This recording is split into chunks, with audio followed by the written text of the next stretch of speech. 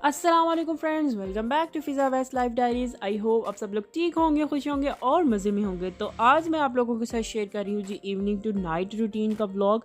I hope आपको मेरी morning routine की तरह अच्छा लगेगा। तो चलें जी व्लॉग स्टार्ट करते हैं।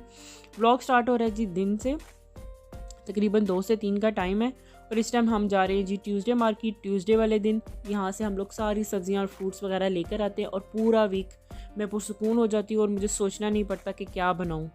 चीज़ें आपके सामने होती हैं और फिर आप फटाफट बना लेते हो।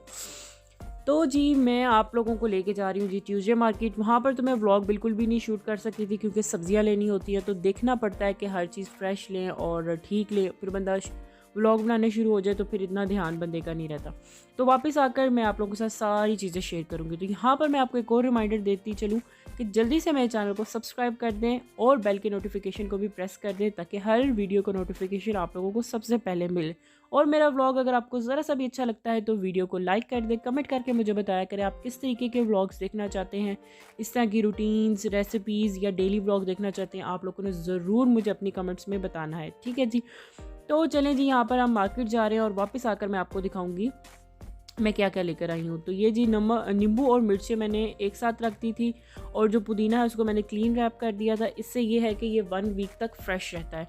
फूल गोभी लाई थी, बंद गोभी लाई थी और टींडे लेकर आई थी मैं और ये है जी मैं ब्रोकली लेकर आई थी। आजकल ब्रोकली बहुत अच्छी आई हुई है और इजीली अवेलेबल है, तो मैं लाजमी ले आती हूँ। मुझे बहुत पसंद है। सैलड में हम लोग पसंद करते हैं, बेक भी आप इसको कर सकते हैं, लेकिन मैं इसको इसी तरीके से खाती हूँ। शिमला मिर्च और खीरे वगैरह मैंने वॉश कर दिए थे। टमाटर मैंने वॉश कर दिए थे। जो चीज़ें वॉश करने वाली थी, टिंडे, शिमला मिर्च, टमाटर वगैरह ऐसा की चीज़ें मैंने वॉश कर दी थी। अब जो ब्रोकली अगर मैं इसको वॉश करूँगी या ऐसा की लीफी वेजिटेबल्स वॉश करने से फिर जब आप रखते हो तो वो जल्दी गलना सड़ना शुरू हो जाती हैं। तो यहाँ पर जी मैं अपना वेजिटेबल बॉक्स, मेरी एक हैबिट है कि जिस दिन मैंने ट्यूसडे मार्केट जाना होता है तो मैं उस दिन अपना फ्रिज जो है वो अच्छे तरीके से क्लीन कर देती हूँ। वेजिटेबल बॉक्स और सारा ओवरऑल जो फ्रिज है ना वो मैं स्टार्ट में ही क्लीन कर देती हूँ, मंथ के स्टार्ट में। और जो ग्रोसरी वाली जो कैबिनेट है वो भी मैं क्लीन कर लेती हूँ। उससे ये होता है कि जब मैं फ्रिज से रिलेटेड ग्रोसरी, सब्जियाँ और वेजिटेबल्स लेकर आती हूँ, वेजिटेबल्स और फ्रूट्स लेकर आती हूँ तो सब कुछ क्लीन होता है और आपको पता भी होता है क्या चीज़ है क्या चीज़ नहीं है। और जो फालतू चीज़ें होती हैं जो डिस्कार्ड करनी होती हैं वो भी आप डस्टबिन में फेंक देते हैं। तो वीडियो में ये हो रहा है जी मैं आपके साथ अपनी ग्रोसरी शेयर कर रही हूँ, सब्जियों से रिलेटेड चुकंदर, खीरे और गाजर, मूली भी लेकर आई थी। तो मूलियाँ यहाँ पर हम लोग थोड़ी सी ही लेकर आए थे क्योंकि फ़्रेश अच्छी लगती हैं और गाजर और चुकंदर और माल्टों का जूस तो हमें बहुत पसंद है, वो भी मैंने आप लोगों के साथ शेयर किया हुआ है। तो इस दफ़ा मैं लेकर आई हूँ हलवे के लिए, तो हलवे की भी रेसिपी मैं आप लोगों के साथ ज़रूर शेयर करूँगी, ठीक है जी। गाजर का हलवा जो बनता है, आई होप आपको मेरी रेसिपी अच्छी लगेगी। तो मैं ये बता रही थी कि मैं सारी चीज़ें साफ़ सूफ़ कर देती हूँ, फ्रिज भी और किचन वगैरह भी। मैं आप लोगों के साथ अपनी मंथली जो है ना, जो डीप क्लीनिंग की रूटीन है वो भी मैं शेयर करूँगी इंशाल्लाह ज़रूर जल्दी। तो यहाँ पर मैं आपको ये बता रही हूँ कि जो मैं फ्रिज वगैरह क्लीन कर लेती हूँ और ग्रोसरी की जो कैबिनेट है उससे ये होता है कि आपको ये भी पता चल जाता है कौन कौन सी चीज़ आपको चाहिए और कौन कौन सी चीज़ आप डुप्लीकेट नहीं कर रहे, यानी रिपीट नहीं कर रहे। और फिर सारी चीज़ साफ़ सुथरी हो जाती है, फिर आपको चीज़ें रखने में बड़ा मज़ा आता है। अच्छा जी, यहाँ पर जो गाजरें, नींबू और मिर्चें और लहसुन मैंने अलहदा कर दिया था अचार के लिए। तो अचार का भी मैं व्लॉग मैंने शूट किया हुआ, मैं आप लोगों के साथ ज़रूर शेयर करूँगी। रेसिपी मैंने गर्मियों में बनाया था और अब दोबारा गर्मी आने वाली हैं, साल हो गया है। तो यहाँ पर मैं आपको बता रही हूँ जी मैं 1 मेथी लेकर आई हूँ, 2 से 3 साग लेकर आई हूँ, मटर लेकर आई हूँ। मटर मैं ज़्यादा ले आई हूँ इस दफ़ा। पहले मैंने 2 से 3 केजी लिए तो मैंने कहा कि अब ज़्यादा ले लेती क्योंकि अब थोड़े टाइम बाद मटर का सीज़न चला जाएगा, तो छील कर इनको स्टोर करके फ्रीज़र में रख दूँगी। तो इससे ये है कि मटर तो हर चीज़ में यूज़ होते हैं, चावल बनाने हैं आपने, चाइनीज़ बनाने हैं, कुछ भी। तो ये है जी आलू प्याज मैं 2.5 किलो ही लेकर आती हूँ, हमारा फुल मंथ आराम से गुजर जाता है। उसके बाद मैंने शाम ये सारा कुछ करते करते शाम हो गई थी, सारी चीज़ें संभालते हुए। फिर मैंने दूध बॉईल कर दिया। दूध भी हम लोग एक साथ ही ले आते हैं, हल्की सी आंच पे मैं दूध बॉईल करती हूँ। थोड़ा टाइम लगता है लेकिन यह कि इससे मलाई बहुत अच्छी आती है। और उसके बाद जी फिर अब मैं बैठ गई थी कटिंग का काम करने के लिए, यानी कि जो चीज़ें मेथी और साग वगैरह लेकर उनको कट करना था।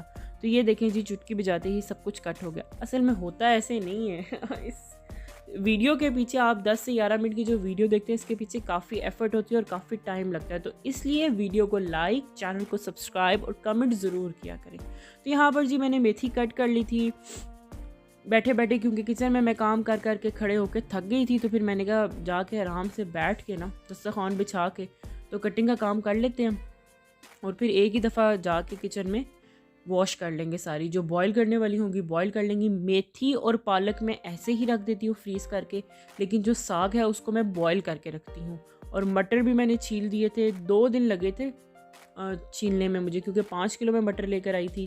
फिर मैंने बारी बारी सारी चीज़ें धो ली, मटर भी धो लिए। मटर भी मैं धोती हूँ अच्छे तरीके से, क्योंकि जो उनके ऊपर जो उनका छिलका होता है उसके ऊपर काफ़ी सारी चीज़ें लगी हुई होती है। फिर आप उन्हीं हाथ से जब दोबारा और नेक्स्ट मटर खोलते हो तो वो उस पर भी लग जाती है। और आपने कभी नोटिस किया होगा कि आपका अपने जो हैंड्स हैं ना वो भी थोड़े से डर्टी हो जाते हैं, तो इसलिए मैं मटर लाजमी धोती हूँ। बेशक वो माशाल्लाह अल्लाह पाक ने उनको बड़ा अच्छे तरीके से पैक और सील किया होता है, बिल्कुल साफ़ सुथरे होते हैं, लेकिन मेरी सेटिस्फेक्शन इस तरीके से होती है क्योंकि फिर एक मटर खोलो आपके साथ थोड़ा सा हाथों पे कचरा सा लग जाता है, फिर उसके बाद आप जब दूसरा मटर खोलते हो तो उनके दानों पे भी लग जाता है, तो इसलिए मैं धोती लाजमी हूँ। अच्छा जी, यहाँ पर मैंने गाजरें वगैरह काट ली थी और ये नेक्स्ट डे में मैंने किया था, क्योंकि ये वीडियो एक दिन की नहीं है, ये 2 से 3 दिनों की है। छोटे छोटे क्लिप्स लिए मैं, क्योंकि पहले दिन मैंने सारी चीज़ें संभाली थी। गाजरें काट के मैंने इनको ड्राई करने के लिए रख दिए थे, क्योंकि अचार में बिल्कुल भी गीली गाजरें या कोई भी वेजिटेबल जो आप डालते हैं वो बिल्कुल भी गीला नहीं होना चाहिए, उसमें पानी की एक बूंद भी नहीं होनी चाहिए। तो मैंने मिर्चें नींबू धो के रख दिया था, गाजरें पतली पतली काट के रख दी थी। यहाँ पर मैं बेसिकली अपने अचार को अपडेट कर रही हूँ, क्योंकि अचार मैंने बनाया हुआ, उसकी रेसिपी भी मैं आप लोगों से शेयर करूँगी। और लहसन भी मैं डाल रही हूँ, क्योंकि ये चीज़ें मेरी कम हो गई थी और गाजरों का ये सीज़न है, तो मेरी ये कोशिश होती है, क्योंकि नींबू और मिर्चें तो हर टाइम ही आपको अवेलेबल होती हैं गर्मियों सर्दियों में। तो मिर्चों को भी मैंने यूँ दरमियान से कट कर लिया था और अब मैं इसमें नमक, मिर्च और हल्दी डालूँगी और इसको एक रात के लिए रख दूँगी। एक रात लगी इसको सूखने में, ड्राई होने में। एक रात में ये नमक मिर्च इसके अंदर सारा अच्छे तरीके से मसाला चला जाएगा। ये थोड़ा सा पानी छोड़ेगा अपना नमक, तो वो पानी हमने उसमें बीच में नहीं डालना।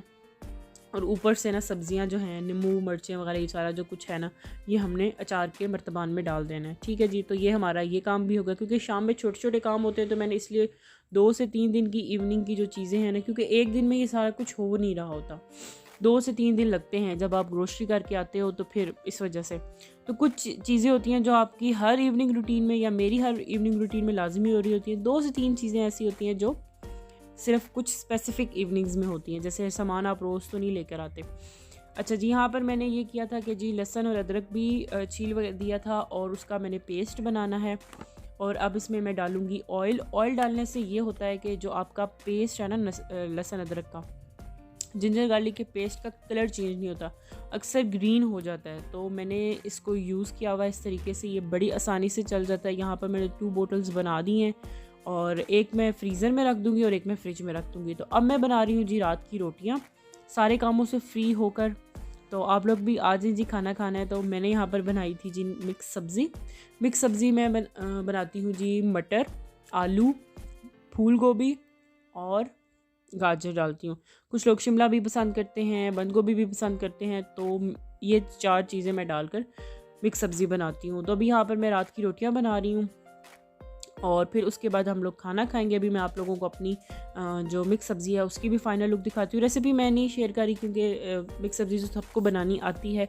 कभी किसी और व्लॉग में मैं जब बना रही हूँ तो इंशाल्लाह मैं आप लोगों से शेयर करूँगी, क्योंकि मॉर्निंग रूटीन में मैंने आपको बताया कि जो हांडी है वो मैं सुबह ही बना लेती हूँ। सुबह से मीन सारे घर के काम से फारिग होने के बाद मेरा नेक्स्ट काम जो होता है ना किचन में, पहला काम वो हांडी ही होता है। और यहाँ पर कैमरा थोड़ा सा हो गया है जी उल्टा। मिट्टी की हांडी में मैंने हांडी बनाई थी। मिट्टी की हांडी में इतने मज़े की बनती है ना, यकीन करें बड़ा मज़ा आता है। तो आ जाइए अगर आपको भी अच्छी लग रही है मिक्स सब्ज़ी और खा ले मेरे साथ आप लोग भी रात का डिनर। तो उसके बाद रात से खाना खाने के बाद हम लोग फ्री हो गए थे और थोड़ी देर बाद मेरे हस्बैंड ने कहा जी कॉफ़ी बना दो। तो कॉफ़ी मैं ऐसे बनाती हूँ, 2 चम्मच चीनी कप में डालती हूँ और 2 चम्मच चीनी मैं दूध में डालती हूँ और फिर 1 टीस्पून, यानी मैं जो चीनी की बात कर रही हूँ वो भी टीस्पून ही है, ठीक है। 2 टीस्पून कप में और 2 टीस्पून मैं दूध में डालती हूँ और जो फिर 1 टीस्पून कॉफ़ी डालती हूँ और उसको अच्छे तरीके से बीट करती हूँ। आपने इतना बीट करना है, अभी आप देखेंगे कि इसका कलर जो है बिल्कुल चेंज हो जाएगा। ये हल्के कलर की हो जाएगी, डार्क से लाइट कलर की हो जाएगी। और इतना बीट करना है कि आप अपने कप को उल्टा करें ना, तो आपका जो बैटर है या अंदर जो मिक्सचर है कॉफ़ी का और शुगर का, वो गिरना नहीं चाहिए, इस कदर आपने इसको बीट करना है। तो हाथ से बीट करना थोड़ा सा मुश्किल हो जाता है, इसलिए मैं बीटर से ही बीट करती हूँ। तो आप भी बीट कर लिया करें बीटर से, तो बहुत आसानी हो जाती है। आजकल वो तो छोटे छोटे बीटर्स भी आए हुए हैं, तो मैं इससे बीट करती हूँ। और फिर एंड पे डालूँगी जी क्रीम, और फिर उसके बाद दूध डाल के हमारी ज़बरदस्त सी कॉफ़ी रेडी हो जाएगी।